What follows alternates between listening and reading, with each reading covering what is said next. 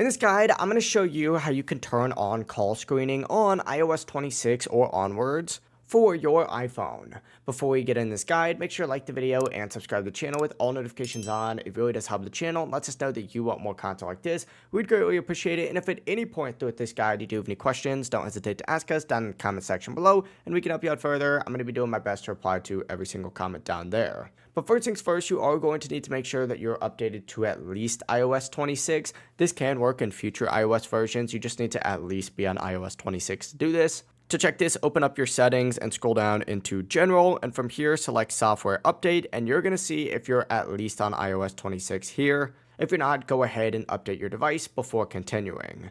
Once you are on at least iOS 26, open up the Settings tab again, but this time back out and scroll all the way down to the very bottom, and you're going to see an option for Apps. From here, go ahead and navigate into the P option right here since it is alphabetically sorted, and select Phone just like so. Scroll down on this page though, and you're going to see an option for Screen Unknown Callers. What you're going to want to do is see a setting that says Ask Reason for Calling. Go ahead and select that settings. When you turn this on, any calls from numbers that aren't saved in your contacts will first be asked to provide a reason before calling before your phone rings. This works as a built-in call screening tool, helping you filter out spam calls or unwanted robocalls before they even reach you. But that's it, you've now enabled call screening here on iOS 26 and onwards. If this video did help you out, make sure to like the video and subscribe to the channel with all notifications on. It really does help the channel and lets us know that you want more content like this. We'd greatly appreciate it. And if at any point throughout this guide you did have any questions,